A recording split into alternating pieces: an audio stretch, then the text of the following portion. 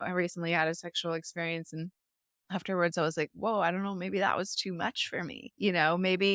Maybe I felt that coiling in and that Yeah, that shame moment of around it. doubt. Yeah. Yeah. And so I feel like there's so much healing to be had of the inner critic and the shame gremlin when you start to explore your sexuality more consciously.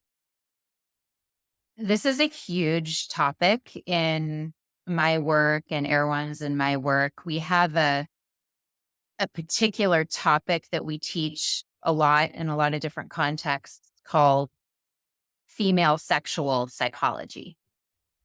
Shame is a huge part of female or feminine psychology, men and males too, right? But let's just focus on Yeah. the feminine for a minute. There's a sexual self, and then there's a non-sexual self, and there's a split, like Mm-hmm. disintegration between the two. Like our sexual selves, for many of us, it's like inherent and visceral, and there's hunger and desire and interest and curiosity, and we're just like ravenous for whatever experiences we're excited about.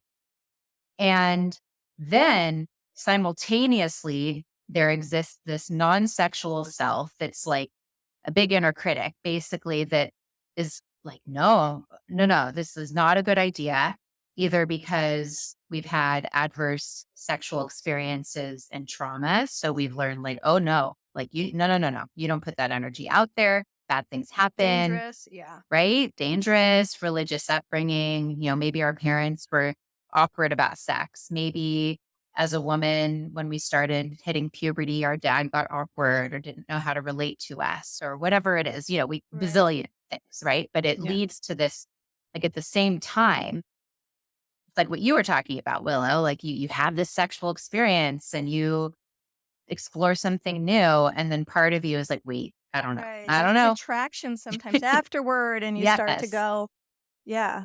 Was It's that almost okay? like the bigger the expansion too, the bigger the Mhm. contraction can be, right? Right. Yeah. Yeah. Well, that's Yes. just the Tao. That's nature's way.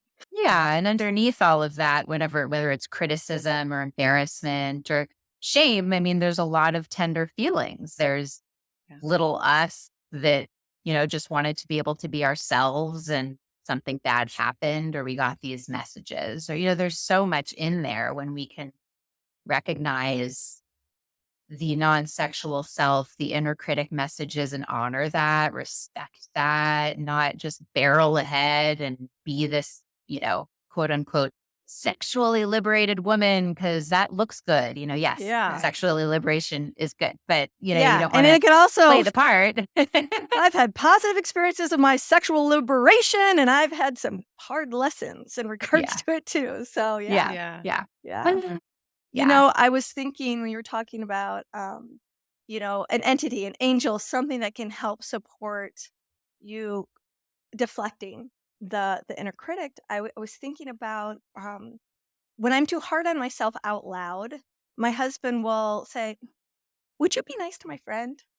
Aw. Like that's my friend, and That's I really don't really cute. appreciate how you are summing her up, how you're judging her. Stop it. You be That's nice. cute. It is That's cute. very Yeah, and it sweet. always makes me feel like, oh, thanks, and so it's like having. So when he's not there, I can bring in his voice and go, "Wow, that was harsh." Yeah. Yeah.